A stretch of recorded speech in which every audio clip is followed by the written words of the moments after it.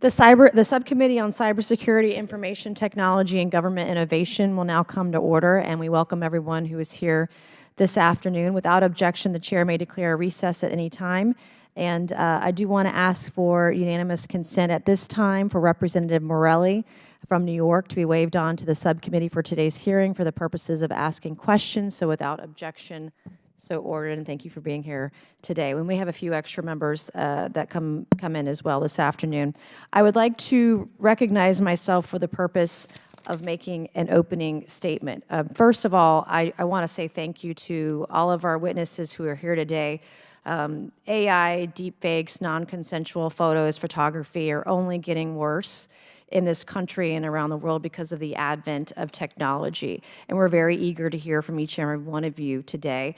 If you didn't get a chance to watch ABC this week on Sunday and see the way George Stephanopoulos handled the topic of rape, I would encourage everyone watching this today to go and watch it. I've been working on women's issues for a very long time, and it's only the body of work that I've been working on is only becoming more extensive because of the advent of technology. I wanted to point out today for my constituents back home some of the legislation that I've been working on. For example, this is H.R. 5721. It has to deal with rape. Rape is an issue that I care near and dear to my heart. I don't believe in rape shaming rape victims, but I did a bill that would work on the backlog for rape kits in this country. There are over 100,000 rape kits that are sitting on shelves today that law enforcement have not processed. And I want women to know here today in the hearing, those that are watching, those around the country, to know that Congress cares. We care about victims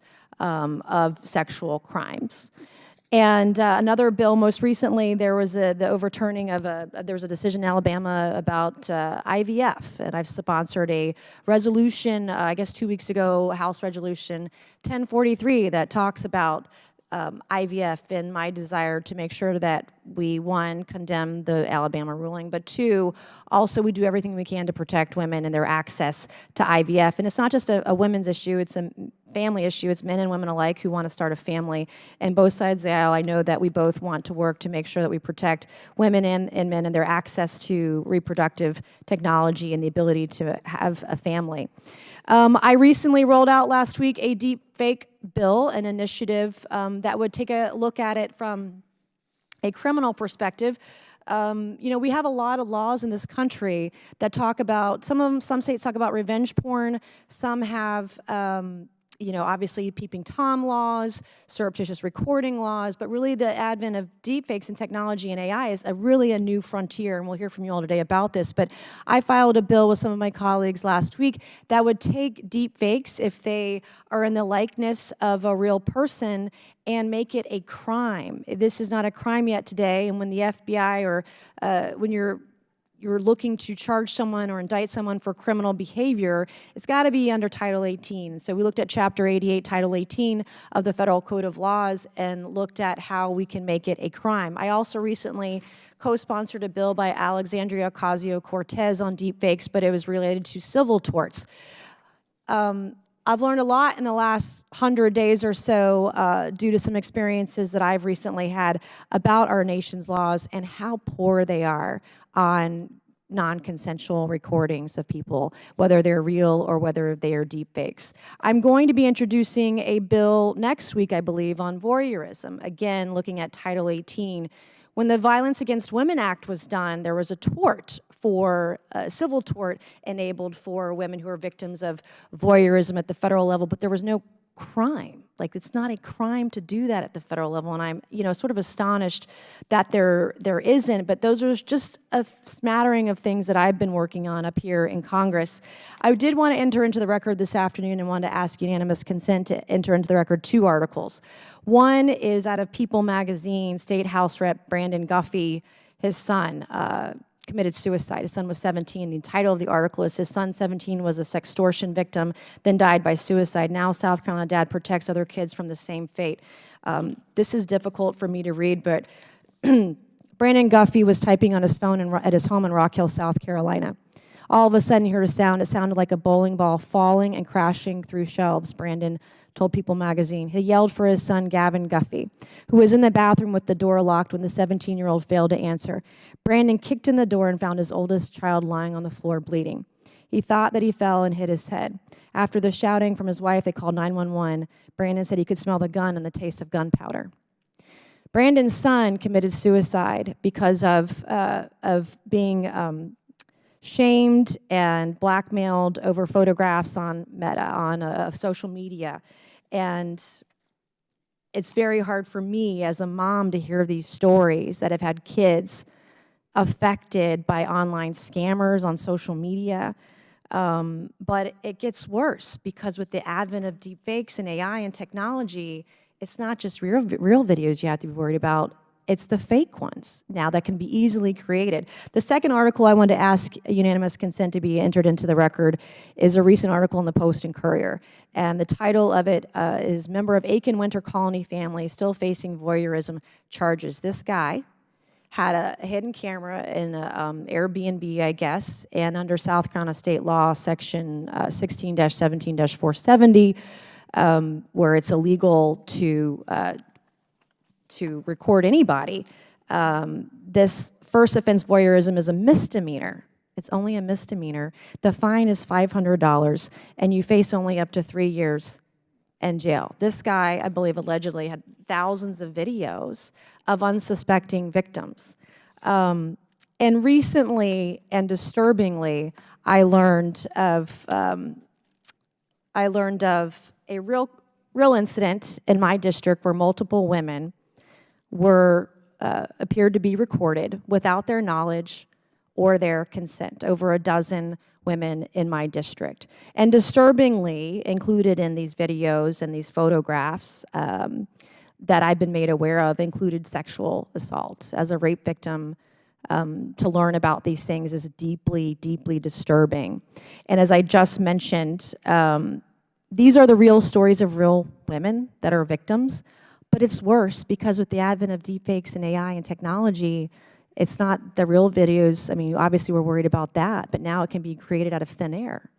And that fake videos of real people are out there. We're gonna hear your stories today, and some of you, I hope, will touch on legislative options. How do states address this? How does the federal government address this? How do we take care of this criminally? How do we take care of this civilly? Because women who are victims of such a disturbing thing, whether it's real or fake or deep fake, they ought to get justice in this country at the federal and the state level.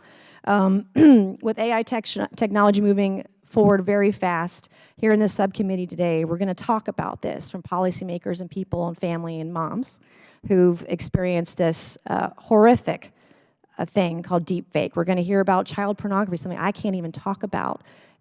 What's happening in the deepfake and AI world with child porn. It's all deeply disturbing, and I look forward to hearing everyone's testimony today and how do we move forward from here and make sure that everyone who's been a victim has their voices heard and that they get justice when this happens. Thank you, and I yield back to my colleague from Virginia, Mr. Connolly. Thank you. Acknowledging the importance of this hearing during Women's History Month, I'm grateful that we're gathered here today to highlight a sensitive but very deeply troubling subject. A 2023 study found that while 98% of all online deepfake videos were pornographic, women were the subjects in 99% of them. Our hope is that today's discussion will underscore the need for policy solutions that end the production, proliferation, and distribution of malicious deepfakes. Earlier this year, artificial intelligence-generated pornographic images of American pop star Taylor Swift rapidly spread on social media. Formerly known as Twitter X, that platform and that company proved very slow to act. And the images received, as a result, more than 47 million views in a matter of hours before X finally got around to removing them. Despite the image's removal, the explicit deepfakes of the singer remain elsewhere online, and no laws exist to stop other malicious actors from reposting that material again. The fact that Ms. Swift, a globally recognized icon who built a $1 billion empire, cannot remove all non-consensual deepfakes of herself emphasizes that no one is safe. Deplorably, children have also become victims of deepfake pornography. Last December, the Stanford Internet Observatory published an investigation that identified hundreds of images of child sexual abuse material, also known as CSAM, in an open data set that AI developers use to train popular AI text-to-image generation models. While methods exist to minimize CSAM in such data sets, it remains challenging to completely clean or stop the distribution of open data sets as the data are gathered by automated systems from a broad cross-section of the web, and they lack a central authority or host. Therefore, tech companies, leaders, victims, advertisers, and policymakers must come together to build a solution and address the issue head-on. Mrs. Dorada Mani, thank you for coming here today and bravely sharing your family story. You and your daughter, Francesca, have proven to be fierce advocates against the creation and proliferation of non-consensual deepfake pornography. You're providing a stalwart voice for countless others victimized by AI-generated deepfakes. I know President Biden has heard your heartfelt request for help because during his State of the Union address just this last week, he explicitly called upon Congress to better protect our children online in the new age of AI. I also want to thank my multiple Democratic colleagues who requested to wave onto the subcommittee today to speak out against harmful deepfakes. One of those members, Representative Morell, introduced the Preventing Deepfakes of Intimate Images Act, which would prohibit the creation and dissemination of non-consensual deepfakes of intimate images. As a co-sponsor of this bill, I see that legislation as a great first step to preventing future wrongs that echo the flight of your family, Mrs. Mani. Recent technological advancements in artificial intelligence have opened the door for bad actors with very little technical knowledge to create deepfakes cheaply and easily. Deepfake perpetrators can simply download apps that undress a person or swap their face onto nude images. That's why, if we want to keep up with the rapid proliferation of deepfakes, we must support federal research and development of new tools for the detection and elimination of deepfake content. In addition, digital media literacy programs which educate the public about deepfakes have demonstrated effectiveness in investing individuals with skills to critically evaluate content they consume online. But we cannot have a fulsome discussion without acknowledging that some of our colleagues, including members of this very committee, have actively worked against rooting out the creation and dissemination of deepfakes. This Congress, the House Judiciary Committee Select Committee on Weaponization of the Federal Government, has relentlessly targeted government agencies, nonprofits, and academic researchers who are in the front line of this very work. These members have stifled efforts of individuals and advocacy organizations actively trying to combat deepfakes and disinformation. For example, the Select Subcommittee accused the Federal Cybersecurity and Infrastructure Security Agency, CISA, of, quote, colluding with big tech to censor certain viewpoints, unquote. These members argued that CISA's work to ensure election integrity, which in part includes defending against deepfake threats, is censorship. They've also attempted to undermine the National Science Foundation's efforts to research manipulated and synthesized media and develop new technologies to detect. Most recently, on February 26, Chairman Jordan subpoenaed the NSF for documents and information regarding its research projects to prevent and detect deepfakes and other inauthentic information sources. He issued this subpoena even though the directive originated from a 2019 Republican-championed law. Chairman Jordan has also targeted many of the academic researchers across the country who provide valuable research findings to the public and policymakers, such as the Stanford Internet Observatory, which led the investigation into CSAM's very questionable inclusion in AI training datasets.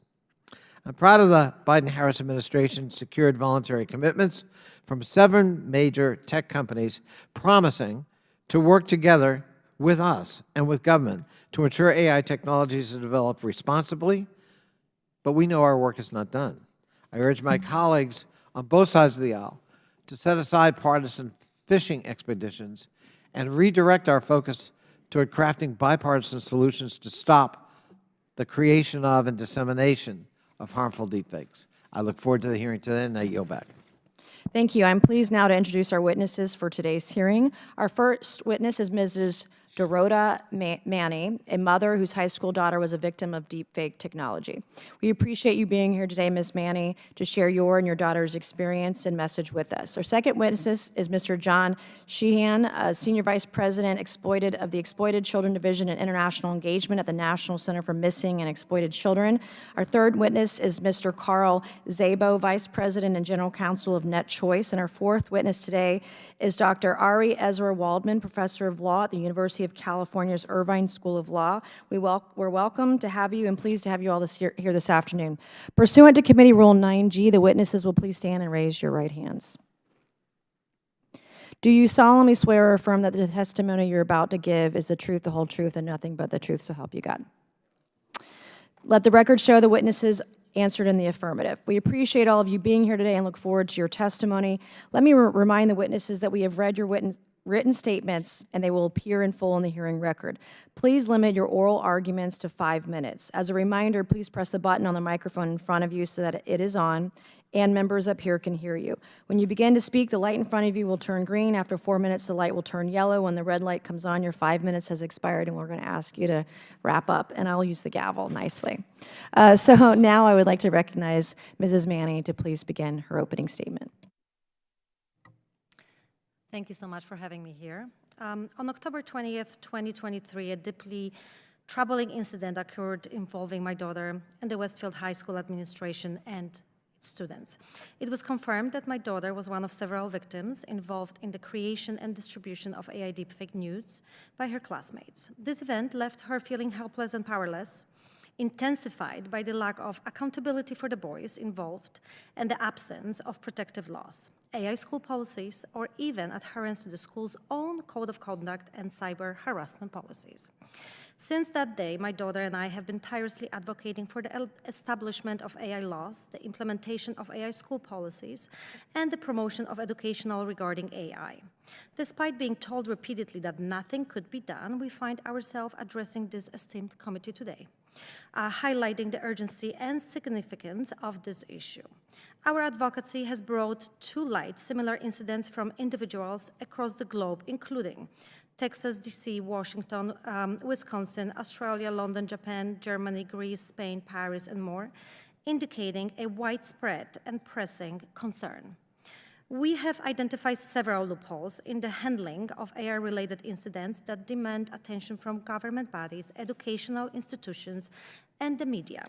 However, our greatest disappointment lies in the school's handling of the situation, which we believe is indicative of a broader issue across all schools, given the ease and allure of creating AI-generated content. Here, I wish to outline the mishandling of the situation by Westfield High School. 1, the school inappropriately announced the names of the female AI victims over the intercom, compromising their privacy. The boys responsible for creating the nude photos were discreetly removed from the classroom, their identities protected. Only 1 boy was called over the intercom. When my daughter sought the support of a counselor during a meeting with the vice principal who was questioning her, her request was denied. The administration claimed the AI photographs were deleted without having seen them, offering no proof of their deletion. My attempts to communicate with the administration about the case have been constantly ignored. A harassment, intimidation, and bullying report submitted in November of 2023 has yet to yield a conclusive outcome, which we should receive within 10 days of submission. The interviews carried out at the school with underage suspects in the presence of police but without their parents have made their statements inadmissible in court. Despite our submission of updated policies created by our lawyers at McCarter in English to the Westfield Board of Education, the school's cyber harassment policies and code of conduct remained outdated, referencing Walkmans, pagers, and beepers with no mention of AI to this day. The school's communication focused on only one boy involved, ignoring the others. The accountability imposed for creating the AI deepfake nudes without girls' consent was a mere one-day suspension for only one boy. This incident and the school's response underscores the urgent need for updated policies and a more responsible approach to handling AI-generated content and cyber harassment at schools. In light of the recent incident at Beverly Hills Middle School from this month, Superintendent Burge not only released a statement that the school's investigations is nearly completed 1 week after the incident, but also took crucial steps of contacting Congress to emphasize the urgency of prioritizing the safety of children in the United States. And today I've learned from The Guardian that he expelled 5 students. This proactive stance demonstrates a commendable commitment to facing uncomfortable truths heads-on, with a focus on educating and advocating for essential changes in law such incidents are handled. In contrast, my expectations for similar leadership and responsiveness from the principal at Westfield High School, Mrs. Fendes, have been met with disappointment. Given that the principal, like myself, is both a mother and an educator, I had hoped for a stronger stance in defending and supporting the girls at Westfield High School. Instead, there appears to be an effort to minimize the issue, hoping it will simply pass and fade away. This approach is not only disheartening, but also dangerous, as it fosters an environment where female students are left to feel victimized, while male students escape necessary accountability. The discrepancy in handling such serious issues between schools like Beverly Hills and Westfield High is alarming and calls for immediate reevaluation and action to ensure all students are protected and supported equally in United States schools. Thank you. I now recognize Mr. Sheehan for his opening statement. Good afternoon, Chairwoman Mace, Ranking Member Conley, and the members of the subcommittee. My name is John Sheehan, and I'm a Senior Vice President at the National Center for Missing and Exploited Children, also known as NCMEC. NCMEC is a private nonprofit organization created in 1984. Our mission is to help reunite families with missing children, to reduce child sexual exploitation, and to prevent child victimization. I'm honored to be here today to share NCMEC's perspective on the impact that generative artificial intelligence, also referred to as GAI, is having on child sexual exploitation.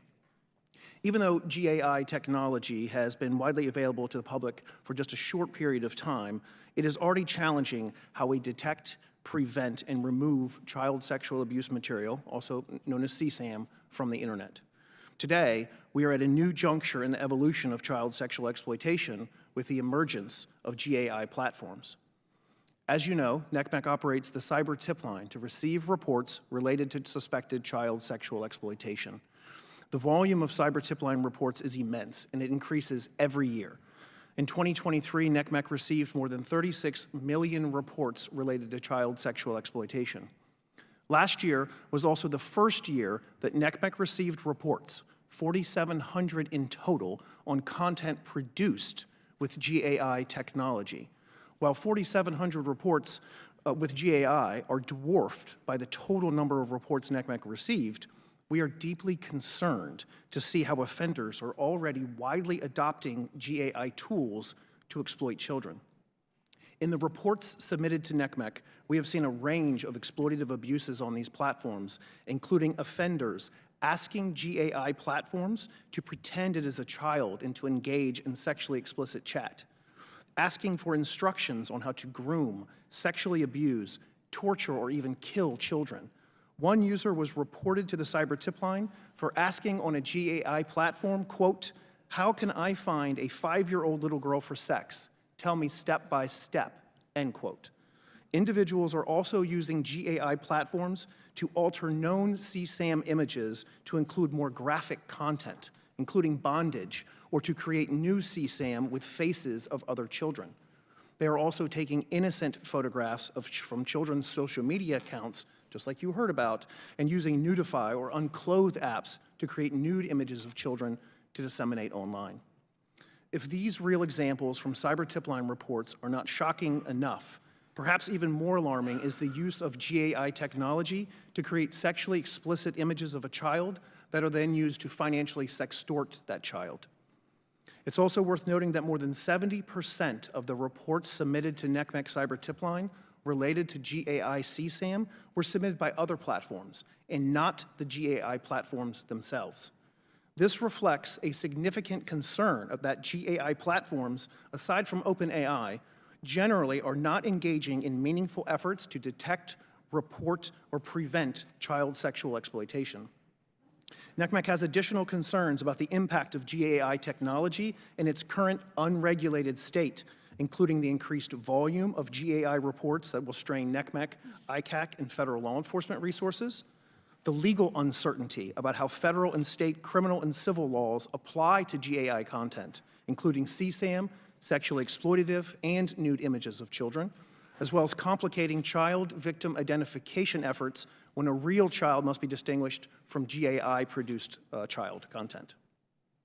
NCMEC has identified the following best practices and new protections that would help ensure we do not lose ground on child safety while the GAI industry continues to evolve.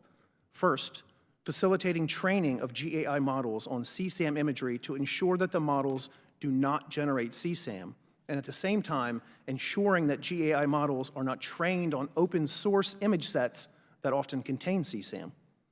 Considering liability for GAI platforms that facilitate the creation of CSAM. Ensuring federal and state criminal and civil laws apply to GAI CSAM and to sexually exploitative and nude images of children created by these tools. And finally, implementing prevention education in the schools so children understand the dangers of using GAI technology to create nude or sexually explicit images of their classmates. In conclusion, I would like to thank you again for this opportunity to appear before the subcommittee to discuss the dangers around GAI technology in its current unregulated state and what that presents to children online. NCMEC is eager to continue working with this subcommittee and other members of Congress to find solutions to these issues that I've shared with you today, and I look forward to your questions. Thank you. I will now recognize Mr. Szabo to please begin your opening statement. Thank you, Madam Chair, Ranking Member Connolly. My name is Carl Szabo. I am Vice President and General Counsel of NetChoice. I'm also an adjunct professor at George Mason Antonin Scalia Law School. The stories that I've heard so far are horrible and terrifying, and it enrages me as a father of two that a principal was more willing to side with the perpetrators of a bad action than the victim. I think that's a little outside what I'm here to talk about, but fundamentally we should support principals who enforce rules, not principals who try to escape responsibility. Just kind of jumping in, I do want to kind of disagree a little with my colleague over here. AI is heavily regulated today. It is heavily regulated today. Every law that applies offline applies online. So when it comes to harassment, we need to enforce harassment law. When it comes to fraud, we need to enforce fraud law. Good example is Sam Bankman-Fried went to prison, not because of crypto, but because of fraud. So the notion that AI is some escape clause for criminals, I think is incorrect, and we need to do more law enforcement and more prosecution of bad actors. Simple example, and I kind of outlined this in my testimony. So there's a famous situation this past couple of months where President Biden up in New Hampshire allegedly sent out a bunch of robocalls saying he was dropping out of the race. They used AI to generate the robocalls. Well, it turns out that Pindrop, a company that detects AI-generated content, detected it, identified it was created by 11 Labs, contacted them. Law enforcement then got the name of the perpetrator from 11 Labs and arrested him. And they arrested him not under any new law, but New Hampshire law, for example, makes it a crime to engage in such fraud. The Telecommunications Privacy Act, TCPA, makes it illegal. We have federal laws with prison sentences up to 20 years for such criminal activity. So I don't care if you use a robot, or you do it yourself, or you get an impersonator from Saturday Night Live. Fraud is fraud, and we need to be willing to prosecute it. But that's not saying that there aren't gaps in the law. I think you are correct. When it comes to things like child sexual abuse material, there are existing gaps in law. And we've been working at NetChoice with lawmakers across the country to close those gaps. Under existing CSAM law, you actually require an actual photo, a real photograph of child sexual abuse material to be prosecuted. So bad actors are taking photographs of minors, using AI to modify them into sexually compromised positions, and then escaping the letter of the law. Not the purpose of the law, but the letter of the law. So this is an example where legislation that is before Congress, that Chairwoman Mace has introduced, and many others can help fill those gaps and make sure that bad actors go to prison. Looking to the issue of non-consensual deepfakes, this is something we are also working with state lawmakers across the country to make sure that we enact laws.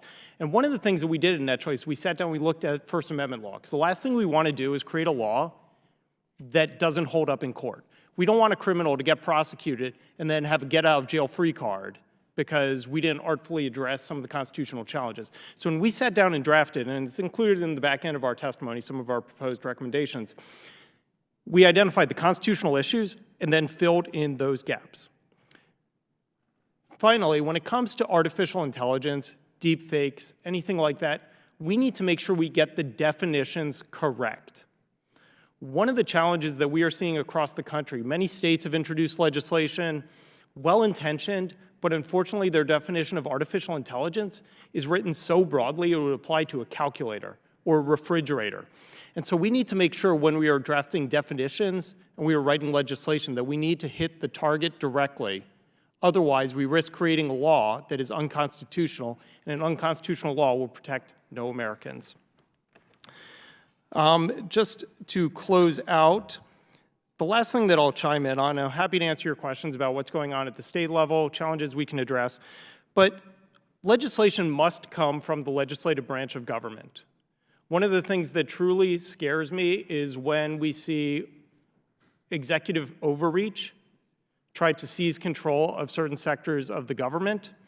And the fundamental problem is, like what we've seen in the latest executive order on AI, as well-intentioned as it may or may not be, it will violate the major questions doctrine. So once again, unconstitutional laws will protect no one. Laws must be written by the legislature and enforced by the executive branch. And to that end, I fully welcome the opportunity to work with this legislature on creating laws that protect everyone from AI deepfakes. Thank you. I will now recognize Dr. Waldman to begin your opening statement. Thank you, Chairwoman Mace, Ranking Member Connolly, and members of the subcommittee. Thank you for the opportunity to provide testimony about the dangers of and possible responses to deepfakes here today. My name is Ari Waldman, and I am a professor of law at the University of California at Irvine, where I research, among other things, the impact of new technologies on marginalized populations. Given my commitment to these issues and my own personal experience with image-based abuse, I also sit on the board of directors of the Cyber Civil Rights Initiative, or CCRI, the leading nonprofit organization dedicated to combating image-based sexual abuse and other technology-facilitated harms. Although I sit on the board of CCRI, I'm here in my own capacity as an academic and as a researcher. As we've already heard, AI means in this context we have a proliferation problem in which images or fake images and synthetic images and videos about anyone, whether it's Taylor Swift or a young teenage girl, can be sent throughout the internet within moments. Technology, of course, didn't create this problem, but it certainly made the problem bigger, harder to identify and dismiss, and vastly more common. But common does not mean that the harm is evenly distributed. Deepfakes cause unique harms that are disproportionately experienced by women, particularly those who are intersectionally marginalized, like Black women and trans women. So much of the history of modern technology begins with men wanting to objectify and sexualize women. It's no wonder that recent advances in deep learning technology is reflecting our cultural and institutional biases against women. Even here, the story Mrs. Manny tells us about how a school is inappropriately ending up putting the female victim at risk reminds me of how so many schools approach the harassment of women, of trans women, of black women, and queer folk generally. The people who create, solicit, and distribute deepfake porn of women and girls have many motives, but what they all have in common is a refusal to see their victims as full and equal persons. Like other forms of sexual exploitation, deepfake porn is used to punish, silence, and humiliate, mostly women, pushing them out of the public sphere and away from positions of power and influence. Let's be clear, this isn't mere speech. This isn't protected by the First Amendment. The harm caused by artificial, non-consensual pornography is virtually indistinguishable from the harm caused by actual non-consensual pornography. Extreme psychological distress that can lead to self-harm and suicide, physical endangerment that include in-person stalking and harassment, and financial, professional, and reputational ruin. There are new deepfake porn apps and web services that launch every month, and platforms don't seem willing to do anything about them. These services produce thousands of images every week, and those images are shared on websites that Google and other platforms list in their results and prominently do so. And as we know, deepfakes go viral, even for someone as famous as Taylor Swift. It's always the last bastion of those who want a deregulatory agenda to say that we need to enforce current laws and we don't need any new laws. But we already know and have examples, and many examples, of current laws not even working. Simply enforcing the laws that we have is insufficient. Although most of us around the world relate to Taylor Swift's music, almost none of us have the same resources at our disposal as she does. If digital forgeries of us get out there, we are often powerless. That isn't just because we can't afford lawyers, nor is it just because we don't have lawmakers or platforms listening to us. It's because just like with real non-consensual pornography, it's extremely difficult to mitigate the harm of deepfakes after the fact. This means we need deterrence. We need to stop this, particularly non-consensual deepfake pornography, before it starts, and that's where Congress can step in. The First Amendment does not stand in the way of Congress acting. There is long-standing precedent in First Amendment law for regulating false, harmful expression that is perceived by others to be true. While false expression is clearly not harmful, intended to or likely to mistaken for real depictions of individuals, such as parody or satire, enjoy considerable First Amendment protection, there is nothing about defamation and fraud that has been historically considered protected by the First Amendment. So I'm not sure what the deep, difficult conversation is here about trying to pass a law that passes First Amendment scrutiny, because nothing that we're talking about here is protected by the First Amendment. There are criminal prohibitions against impersonation, against counterfeiting and forgery, and these have never raised serious constitutional concerns. I would argue that the intentional distribution of sexually explicit, photorealistic visual material that appears to depict an actual, identifiable individual without that individual's consent should be prohibited. Civil penalties are a step forward toward deterrence, but insufficient. Deepfakes offer a liar's dividend, as the legal scholars Danielle Citron and Bobby Chesney have argued. In a world where we can't tell the difference between true and false, those that are lying have a leg up. Thank you. Thank you all. I will now recognize myself for 5 minutes for questioning, and to piggyback on Dr. Waldman, that Taylor Swift video got 45 million views before it was ever taken down, and there are people today who don't know that it was a deep fake, probably believe that it was still real because they don't know the difference and didn't know it was taken down because it was a deep fake. So appreciate everyone's points today. My first questions will go to Mrs. Manning, and first of all, I just want to say as a mom of a 14-year-old girl, it's horrifying to know what your daughter went through and the fact that they released the names. I didn't have that detail, but it really pains me to hear that. I was raped at the age of 16 by a classmate of mine in high school. I dropped out of school shortly thereafter, and I can only imagine as a mom what my mom felt at the time. It's a deeply painful experience, and I'm really sorry that it happened to you. And any woman or young girl that's gone through this, I hate what they have felt and the shame that they've gone through. And on that point, when George Stephanopoulos rape shamed me on Sunday on ABC News this week, I want to make sure that no woman or girl is ever treated that way, and I hope that your daughter, that we can put a stop to that. So first of all, my first question to you, in your written testimony about what was done to your daughter, you state this event left her feeling helpless and powerless. As a mom, can you talk to us a little bit about what this has done to your family?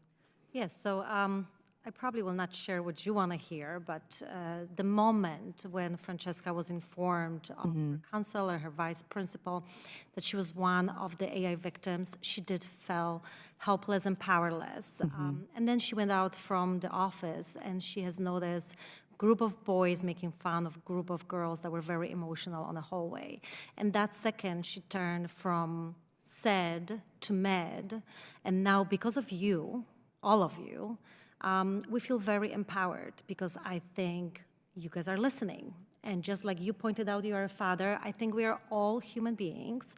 We all have children, and we all have brothers and sisters that we want to protect. And we should sit down together and figure out a way how to fix it. And I am so sorry that Mr. Stephanopoulos shamed you. I think that's the narrative that must change in media. It's besides upsetting, it's just irresponsible and dangerous. The narrative needs to be changed. And instead of talking about girls and how they feel as a victim, we should be talking about the boys and how are they being empowered by the people in power, especially in my case in education, by being left unaccountable, walking the hallways with the girls. My daughter doesn't mind, I do. Right, and I want to thank you for your and your daughter's advocacy too. Your voice is very important because this is so early on in terms of the technology and what laws we're looking at the federal and the state level. It's very important to hear voices of moms and dads and parents and the kids who've been affected, quite frankly, because those voices have to be a part of the conversation. And I hope that your advocacy will help change the policies, not just at her school, but every school. So we really admire and appreciate you being here today. I have less than 2 minutes, and I did want to, while I have you, Mr. Szabo, talk about legislatively, policy-wise, because I am very, very, very, very tuned into how, one, as a victim of sexual trauma and assault, and then seeing, the things that I have seen, especially over the last couple of months, the advent of technology and then non-consensual pornographic images and videos, et cetera, and then digital forgeries, at the federal and the state level. I just at the state level, how many states have updated their laws so far? So right now, we've been working with states across the country. Wisconsin is about to enact the 2 recommended pieces. Are they the first? I don't want to say they're the first, but they're definitely one of the leaders on this. They're going to actually enact both the recommended Stop Deepfakes CSAM Act as well as the Stop Non-Consensual Artificially Generated Images Act. California right now, we're working with lawmakers out there to make sure that their introduced legislation doesn't get thrown out by a court when a bad actor gets arrested. And so we are seeing many states across the country start to adopt this. To your home state of South Carolina, I would love to see that. That's what I'm going to bring up before I have 40 seconds left, is talk to you about South Carolina's laws. And I'm going to look up impersonations and forgeries. I'm not quite as familiar with state law. Obviously, that's not my jurisdiction. But when I looked at what was going on, when I found out about these women in my district that had been recorded without their knowledge or consent, I looked at state law. State law 16-17-470 is under peeping Tom voyeurism laws. A $500 fine and up to 3 years in jail for the first offense is offensive. It's not a felony until the second offense. But clearly it's not enough. But there is not digital. There's nothing that would include, I believe, deepfakes in there. So I would love to talk to you about, and actually even work with our state legislature, who I know our state legislature is working on revenge porn laws, but I also want to strengthen state law in all ways with non-consensual images and videos. So I would love to talk to you afterwards. So thank you. I'm going to yield back to my colleague from Virginia, Mr. Connolly. Thank you. Mr. Sheehan, I just want you to know, you couldn't pay me $1 million a month to have your job. I cannot imagine dealing every day with violence against, abuse against children. It's horrifying and very hard to listen to or contemplate, and I salute you for doing what you're doing and protecting children. Dr. Waldman, well, it's almost St. Patrick's Day, a little leprechaun on my shoulder, you will forgive this question, but is deepfakes mentioned in the Constitution of the United States? No. No. So according to Samuel Alito logic, we have no ability to regulate deepfakes because it's not mentioned in the Constitution. Isn't that kind of what he did in the Dobbs decision with respect to abortion? Yeah, there's no history and tradition of regulating deepfake technology under his theory of interpretation. Thank you so much for originalism. Of course, we saw a lot of originalism with respect to the 14th Amendment just recently. I think it's kind of outside the window. Antonin Scalia Law School being named after an originalist notwithstanding. Mr. Szabo, if I understood him correctly, was suggesting we don't really need a lot of new laws. There are some gaps, but how about enforcing what we got, both at the state level and the federal level? What's your sense of that? I mean, we're all about, I'm addressing you, Dr. Waldman. Oh, sorry. I mean, Congress is all about passing laws. Do we need to pass more laws? I mean, are there in fact some significant gaps that allow malign things to happen that we could perhaps prevent? Especially in this situation. We've seen it before with non-consensual pornography. We needed new laws on the books because existing defamation or existing tort law had too many gaps, especially when victims originally allowed the image to be taken or video to be taken in the context of a consensual relationship, but then distributed without their consent. So we needed new laws, and we've seen some progress. My colleague at GW Law School, Marianne Franks, has been a leader in working with legislatures to pass legislation all across the country. So that's just one example. There are so many gaps here as well. So I invite you to provide us a list of those gaps, because we'd be glad to work on filling those legislative gaps. I know my colleague and friend, Mr. Raskin, has to go to another committee. I yield the balance of my time to Mr. Raskin. Well, thank you very much, Mr. Conley. I just had one question for Mr. Waldman. Can you tell us what is the experience of deepfake regulatory legislation in the states, and have they survived First Amendment attack, and what is the best model for creating a statute to deal with the problem? So we don't have a lot of examples of state legislation focusing specifically on deepfakes, but we have examples of state legislation focusing on non-consensual pornography that has gone to be challenged on First Amendment grounds, and they have been upheld. Minnesota is a really good example. The state Supreme Court handed down, and Illinois handed down excellent decisions saying that, just as I discussed in my written testimony, there's no reason why this kind of non-consensual, harmful activity has ever been protected by the First Amendment. And Congressman Connolly, you're talking about history and tradition. Here we have an example. There's no history and tradition of allowing this type of content, this type of behavior to be protected by the First Amendment. Great. Thank you very much. I yield back, and thank you, Mr. Conley. Thank you, Mr. Raskin. Mr. Szabo, I would invite you, I represent George Mason University, though I would never have named the law school the way it got named. It's a public university. But I invite you to do the same thing I've invited Dr. Waldman to do, which is where there are gaps, or for that matter, where there are enforcement issues, please alert us. You may want to comment. Yes, thank you. So first of all, with respect to the gaps, I highly suggest we take a look at making sure that our laws clearly address AI. Deepfake CSAM is one such example. The other, when it comes to law enforcement. So this is something that there's a group called Stop Child Predators put out a report recently.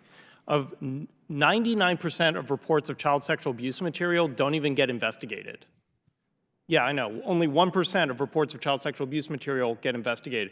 And that's a lack of resource. So there's currently legislation, both on the House and Senate side, from both parties, called the Invest in Child Safety Act, which would give law enforcement more tools to put bad actors behind bars. And that's something I suggest taking a look at as well. And I would just say in closing, when I was chairman of Fairfax County, we had a police unit that looked at child predation and sex trafficking and crimes against children.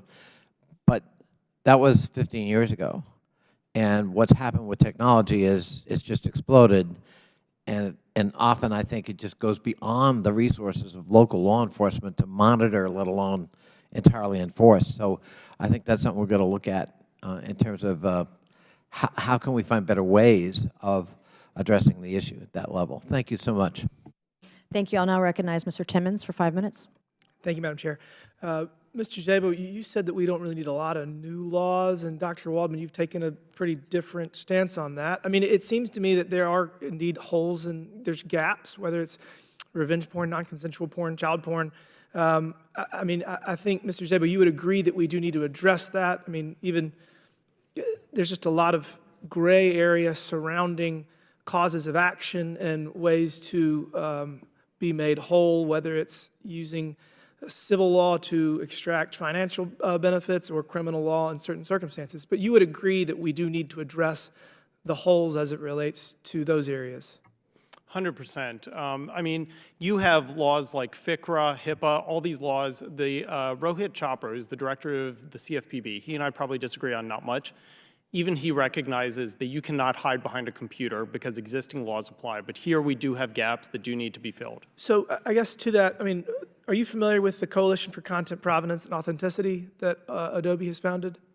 Yes. Okay. So, I mean, it seems that one of the big problems is that anybody can use the internet and create deep fakes of any kind, and there's no way of knowing who created it. And that's a big challenge.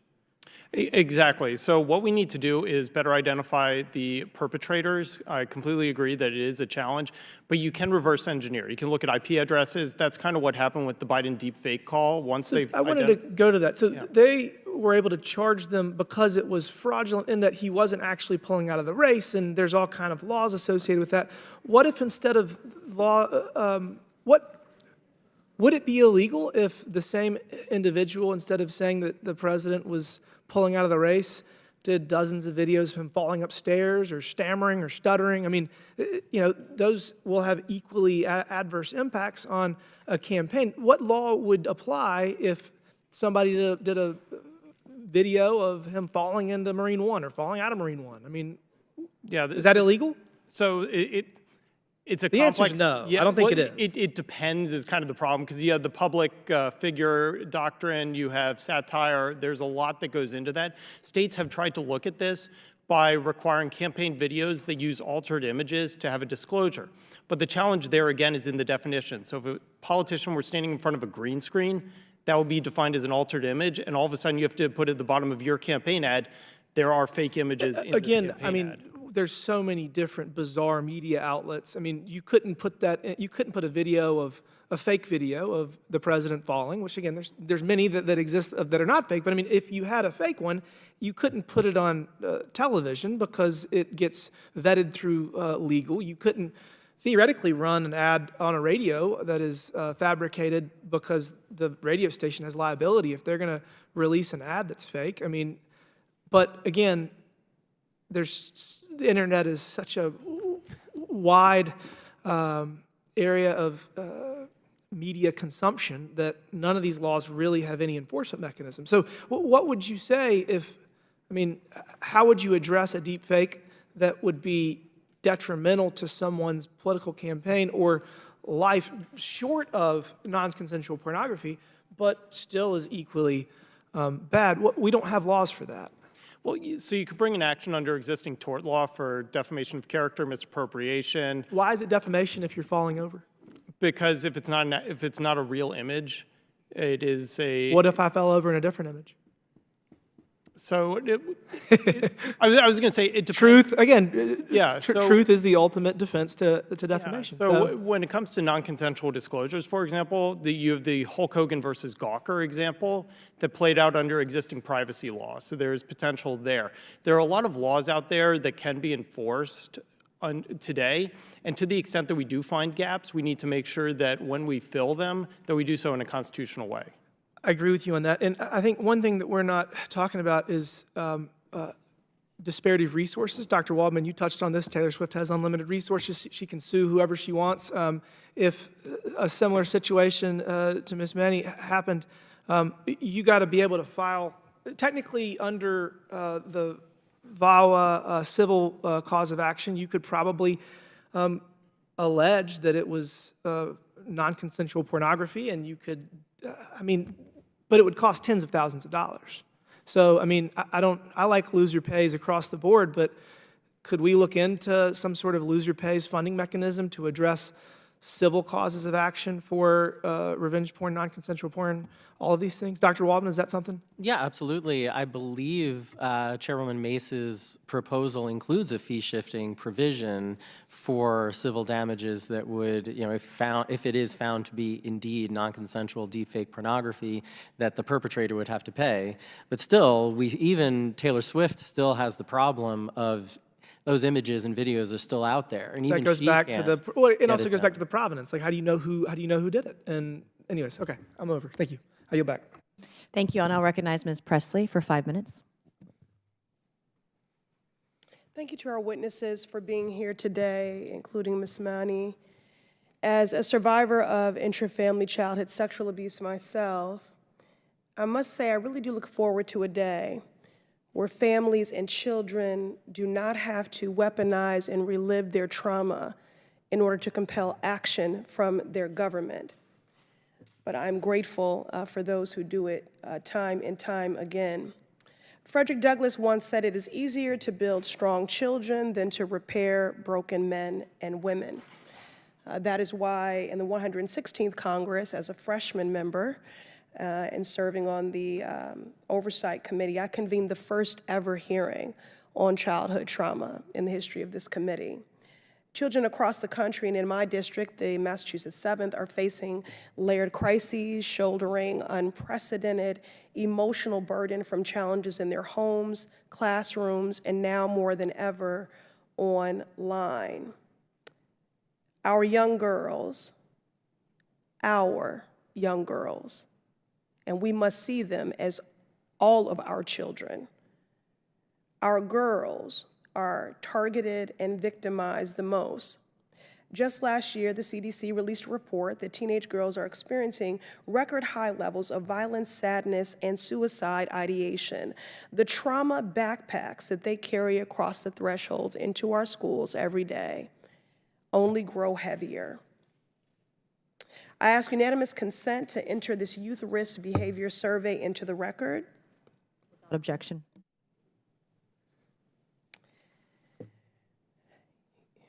You know, as a Black woman who was once a Black young girl, I know intimately what it is for your body to be criminalized, your hair to be criminalized, for your body to be banned, objectified, and as a survivor, violated. And as this report makes plain in this hearing, has confirmed, our girls are being traumatized.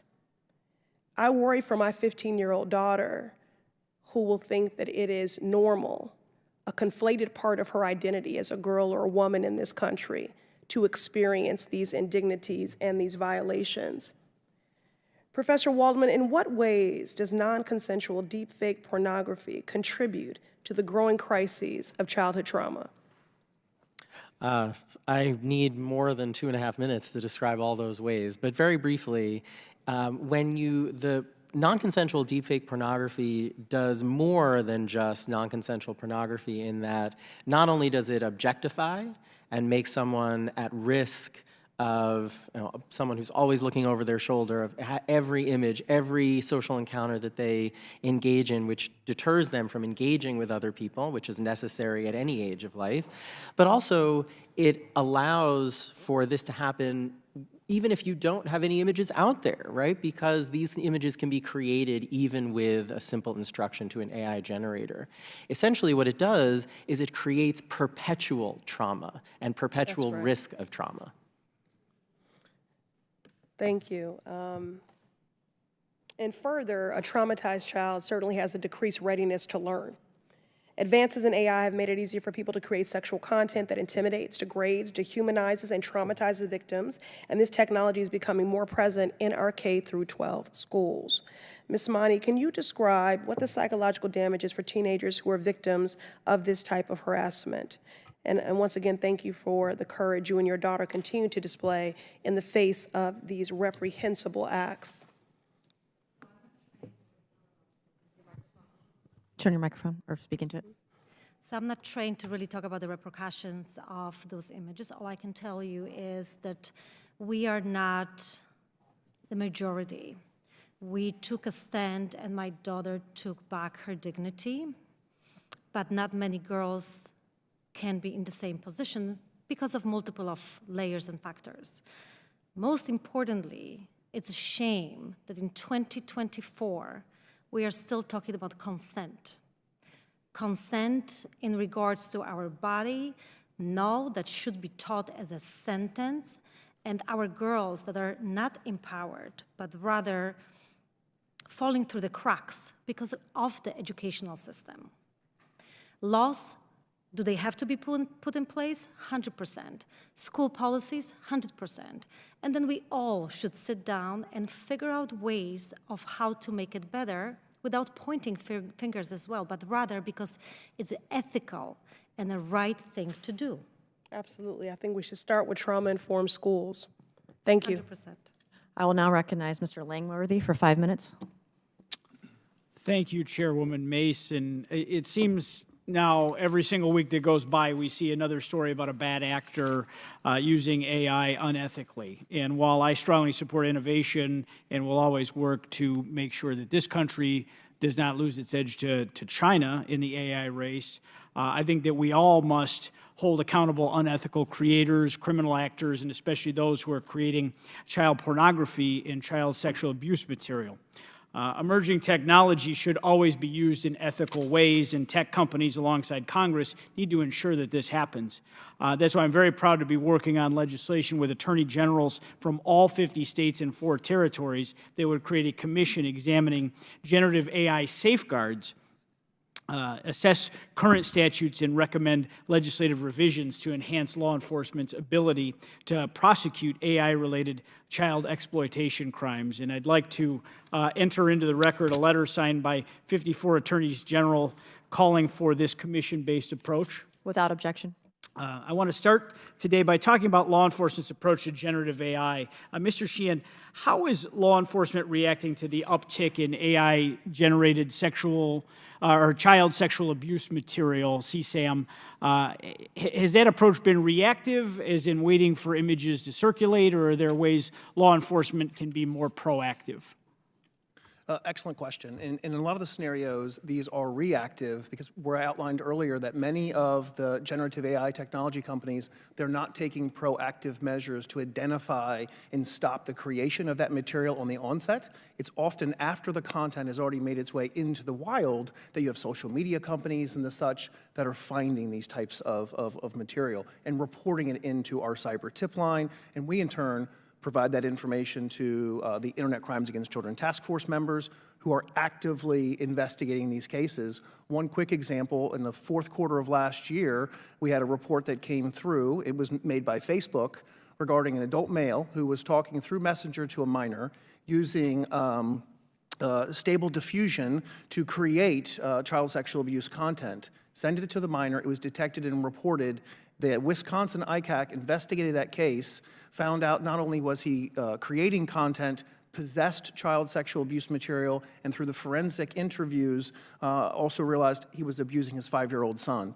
State and local law enforcement are having to deal with these issues because the technology companies are not taking the steps on the front end to build these tools with safety by design. We're getting this content out into the wild far too early, and something has to be done about this. It's chilling. Thank you. I'd like to point out that the sheer volume of cyber tips has oftentimes prevented law enforcement from pursuing proactive investigation efforts that would efficiently target the most egregious offenders. In only a 3-month period from November 1st, 22 to February 1st, 23, there were over 99,000 IP addresses throughout the United States that distributed known CSAM, and only 782 were investigated. Currently, law enforcement, to no fault of their own, they just don't have the ability to investigate, prosecute the overwhelming number of these cases. Mr. Szabo, there's been several bills introduced as Congress to adjust the current legal framework to protect those exploited by generative AI, and even more that look to combat deepfakes all at once. While many of them are well-intentioned, my concern is that the Department of Justice has not had much success in prosecuting a number of these cases because of the fine line that needs to be walked with the First Amendment rights. So I wanted to ask you, what are the biggest gaps in the current legal framework that need to be filled? So there's a case called Ashcroft v. Freedom of Speech Coalition, and basically what it got into is an overly broad law, well-intentioned to prohibit these types of activities, but it applied to non-actual victims of fake images. And the U.S. Supreme Court shot that down. They said it's a violation of the First Amendment. So one of the gaps is the type of legislation that we've been talking about here, whether it is the chairwoman's legislation, as well as some of the other bills that have been proposed from all sides of the aisle, to kind of fill that gap and make crystal clear that AI-created content, if it has the image of an actual or identifiable child, is CSAM material, as opposed to the way the laws are currently written, which requires an actual photo. So we are seeing time and time again the bad actors are escaping justice. At the same time, the Invest in Child Safety Act, I think, is a really important one to give law enforcement the tools it needs. One other thing to address is groups like NCMEC are taking on tons of information, but not necessarily having enough time to process it. And they have a mandatory deletion time for content, so giving them a bit more time to process and prosecute content that they receive and tips that they receive, I think, would be helpful as well. Thank you very much, and I'm out of time. Thank you, Chairwoman, for having this hearing, and I yield back. Thank you. I'll now recognize Mr. Garcia for 5 minutes. Thank you very much, Madam Chair, and thank you for allowing me to wave on to the committee today. I want to thank all of our witnesses, particularly to Ms. Manny. My heart goes out to you and everything that obviously you've experienced. I also want to just note a couple other cases I think are important. A few weeks ago, fake images were circling online that put real students' faces on artificially generated nude bodies from Beverly Vista Middle School in Beverly Hills. We're talking about middle school students. We know that that's completely predatory and unacceptable. I know a lot of examples have been discussed today. Also, just weeks ago, AI-generated pornographic deepfake images of Taylor Swift were viewed more than 45 million times. Now, media investigations showed how easy it was to get AI software guardrails to post these images and how platforms struggled to prevent people from sharing them. Will the gentleman yield for 1 second? We need to waive you on ask unanimous consent to have Representative Garcia from California on the subcommittee for today's hearing, and without objection, so ordered. Thank you. Now, I'd like to ask unanimous consent to introduce this article entitled "The Taylor Swift Deepfake Debacle Was Preventable." These are all really serious issues. Now, fortunately, someone like Taylor Swift had millions of fans that came out to defend her, to protect her online. They flooded social media with junk posts to bury abusive content. The phrase "Protect Taylor Swift" was over on 36,000 posts that were shared. But we know that Taylor Swift fans and Swifties can't protect everyone, and certainly not people that don't have that platform. And so Congress has a responsibility to act. Now, deepfake pornography accounts for 98% of deepfake videos online, and 99% of all deepfake porn features women, while only 1% feature men. A 2019 study found that 96% of all deepfake videos were non-consensual pornography. And it doesn't matter, of course, if whether you're a billionaire, one of the most powerful women on earth, whether you're Taylor Swift, or a middle school student, deepfake pornography and the manipulation of images is deeply troubling and predatory, particularly to women across this country and girls. Now, we know that deepfake images can also be used to intimidate, harass, and victimize people. And oftentimes, if you're targeted, there's nowhere to turn. And I know, and Ms. Manny, I know in your situation, you received little to no support. And I just wanted to ask you, how did you feel you got any support from the actual school itself?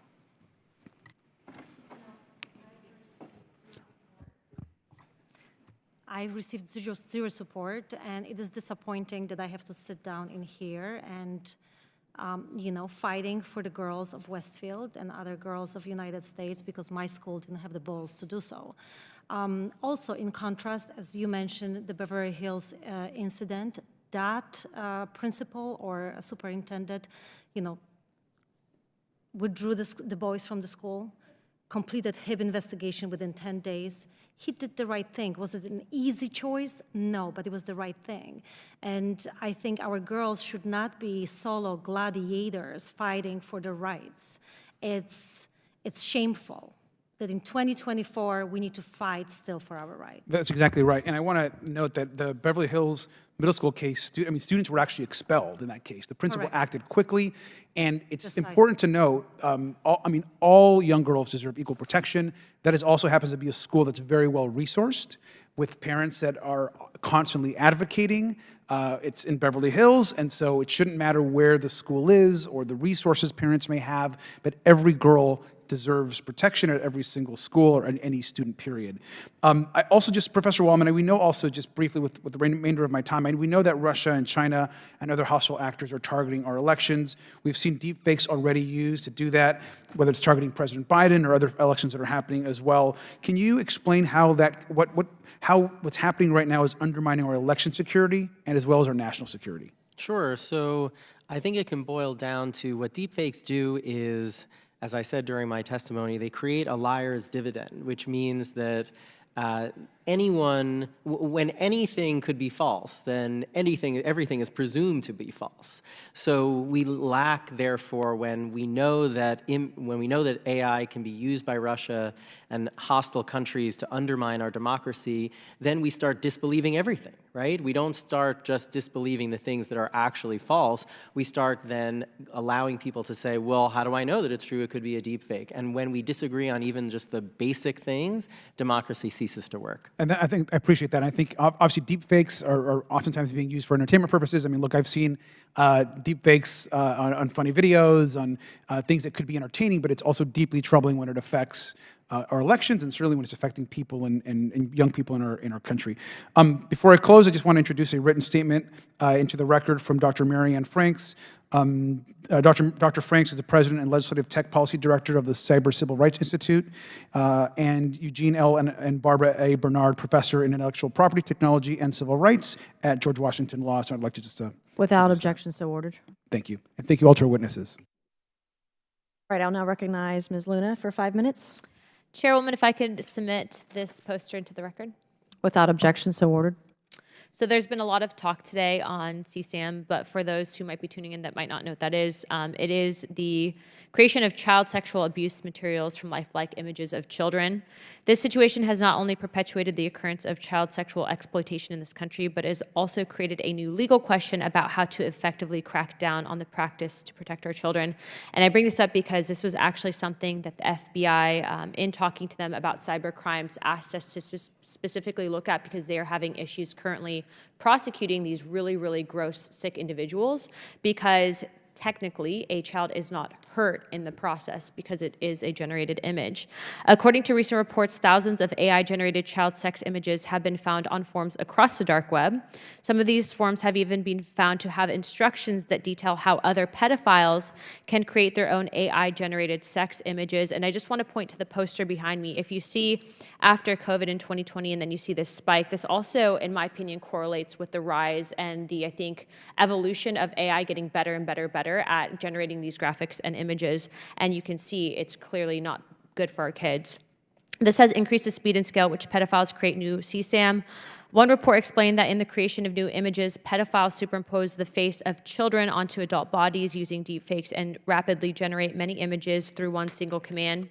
The importance of raising awareness of this problem speaks for itself. In one study in an online forum with over 3,000 members, over 80% of respondents stated that they would use or intended to use AI to create child sexual abuse images. This is concerning for child safety and makes law enforcement efforts to find victims and combat real-world abuse much, much more. First question is for Mr. John Sheehan. You previously stated in a report of CSAM online platforms grew from 32 million in 2022 to 36 million in 2023. What factors do you think have contributed to this trend? That's an excellent question, and much of it is around just the global scale and ability to create and disseminate child sexual abuse material. This is truly a global issue. The 36 million reports last year involved more than 90% were outside the United States, individuals using U.S. servers, but we're also seeing a massive increase in the number of reports that we're receiving regarding the enticement of children for sexual acts. In your chart there, in 2021, we had about 80,000 reports regarding the online enticement of children. Last year, it jumped up to 180,000 reports. Not even through the first quarter of this year, we're already over 100,000 reports regarding the enticement of children. Many of these cases are involving generative AI. Others are financial sextortion. So there are individuals in countries like Nigeria and the Ivory Coast, and it's all about the money. They're blackmailing young boys to create a sexually explicit image, just that one image, and then they're after the money. The deepfakes. Significant amounts of money. Just out of curiosity, in regards, because we have legislation, I know that I'm co-sponsoring Representative Mace's legislation in regards to deep fakes, but in regards to the #1 platform that you're finding that this is being circulated on, and I know that this has been a question of how do these online platforms moderate this content, what is the #1 platform that you're finding that's distributing this? Well, so GAI and deepfakes, it's a difficult question because some of the companies that are reporting the most are doing the most. I mentioned earlier OpenAI. They are setting the bar for what every single other generative AI company should be doing in this space. I also gave an example just a minute ago about Stable Diffusion, which is owned by Stability AI. They're not even registered to report to the cyber tip line. So we have a huge gap in some of these providers who are enabling individuals to create child sexual abuse content, and they're not even set up to report. So it's difficult to give a top provider when there are so many that aren't even doing a bare minimum. So what would you say the bare minimums are? Well, certainly taking proactive steps that if someone's trying to use these tools to create child sexual abuse material or modify it or text prompts to create, they shouldn't be allowing that to happen. We started off this session, Ranking Member Conley had mentioned the Stanford Internet Observatory research that was done that discovered that there was child sexual abuse material in the training set of these data that was given to the OpenAI models to train on. How did that even happen? Yeah. How is there child sexual abuse material in the content that they're training on? So there's so many things that we work backwards on to rectify the situation that we're in right now. Okay, well, I know parents might be tuning in, so I just ask you, and I'm sure you'd agree, but maybe not post pictures of your children on the web because right now it's kind of the Wild West out there and they can be exploited. There certainly are situations where even the benign photos, the clothed photos, as you heard earlier, are being used, run through these tools, and turned into nudity and pornographic content. So it is a troubling time to be posting content online with some of these tools that are not built safety by design. Thank you for your time. Chairwoman, I yield my time. Okay, well now, finally, Mr. Morelli, recognize you, and thank you for being here this afternoon. Thank you for waiting so patiently. Thank you, Madam Chair, and let me start by thanking you for holding this incredibly important hearing, and thank Ranking Member Connolly and both of you for allowing me to participate in this conversation, as well as thanking our witnesses for sharing their perspectives on this fast-growing and very, very dangerous issue, an issue that has been noted overwhelmingly disproportionately affects women. And I also want to acknowledge some familiar faces on the witness panel. I first of all want to thank Dorada Mani, a mother, powerful advocate, and partner in the work to help prevent innocent people from being harmed by non-consensual deepfake images. I've had the pleasure of meeting both Dorada and her 14-year-old daughter, Francesca, several times, including here in Washington, where they both courageously participated in a conversation with myself and Congressman Tom Kean on this topic. I also want to thank the Cyber Civil Rights Initiative, represented here by Dr.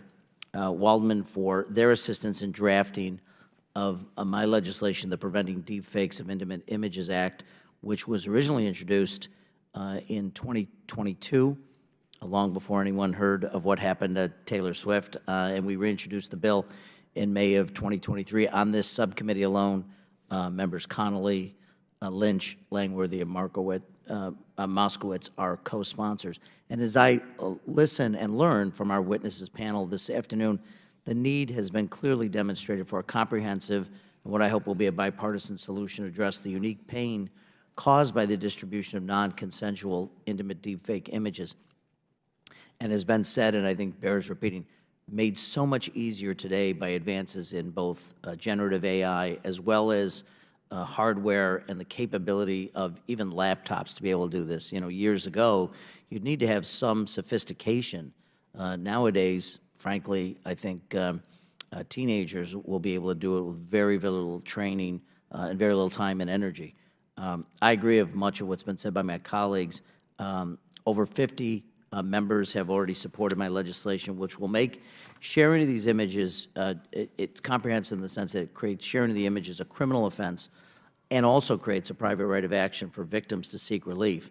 And I hope others, not only on the subcommittee, but other members will consider joining as well as we look to perhaps work on all these different proposals and blend them together.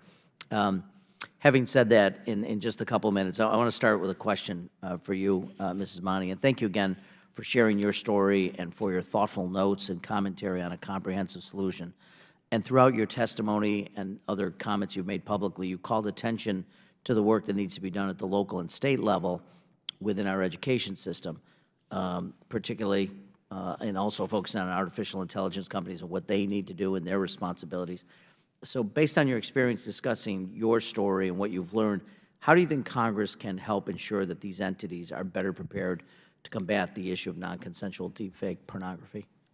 I actually think we should establish a round table without pointing fingers and ask them for solutions. They are the experts. They will teach us more than we can ever know. So that's one. Number two, create a coalition of companies, platforms that host the illegal content, like Google, Amazon, and a few others, as well as the financial platforms that facilitate spread of that content, like Amex, Google, Visa, PayPal, et cetera, to come to the table because it's the right thing to do. You know, I've watched, just like every one of us watched the Senate hearing, and every single platform said the same thing that you said today.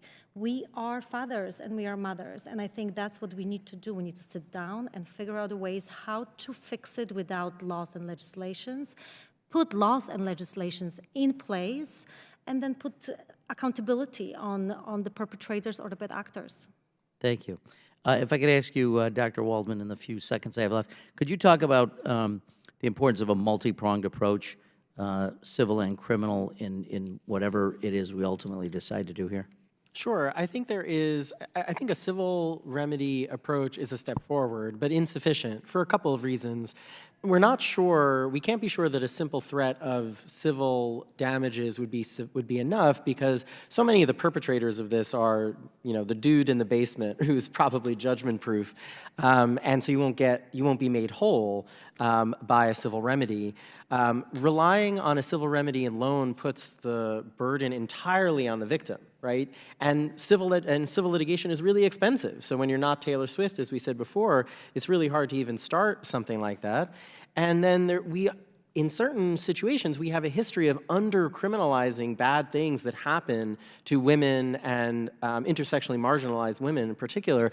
So while I think we need to be concerned about people in power misusing their power in certain situations, we want to make sure we criminalize this kind of behavior in other instances for important reasons, because it's so bad, because we need that deterrent effect. And I fear that without this comprehensive approach, including government organizations like CISA getting involved in helping platforms do what they should be doing on this, then we're going to leave victims without any recourse.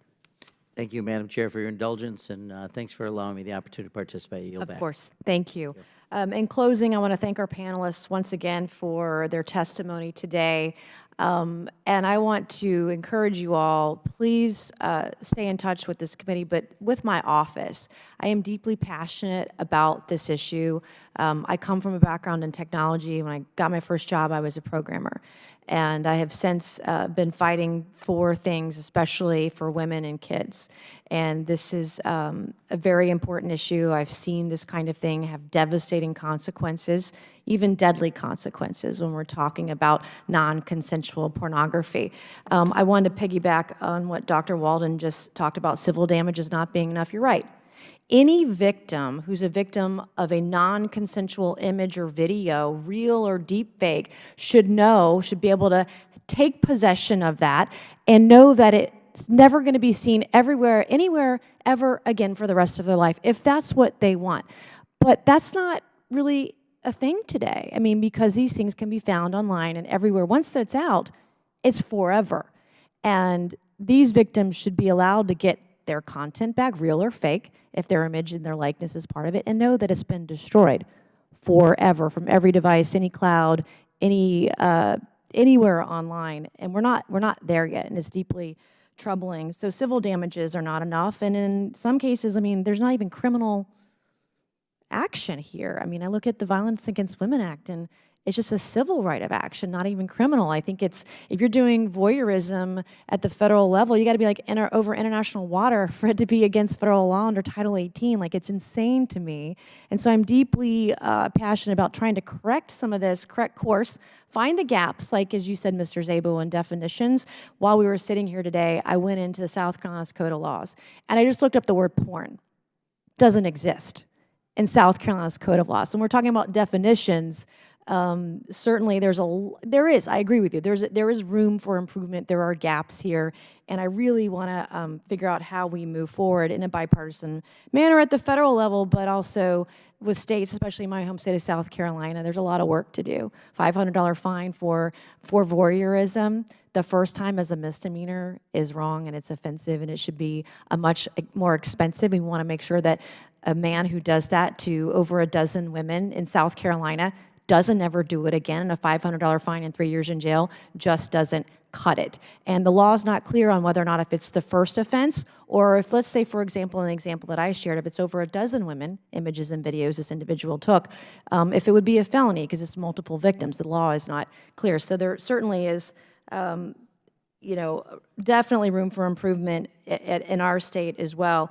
And I looked up impersonations, forgery in South Carolina law is only related to financial transactions mostly. So there was just so much room to improve here, both at the federal and the state level. I want you to know that my office is very much keen on adding to our portfolio of legislation constitutionally, as it makes sense, not overdoing it, but just the right amount so that victims are no longer victimized, or when they are, that it's quickly corrected. So with that, and without objection, all members will have 5 legislative days within which to submit materials and to submit additional written questions for the witnesses, which will be forwarded to the witnesses for their response. So if there's no further business, without objection, the subcommittee stands adjourned, and thank you.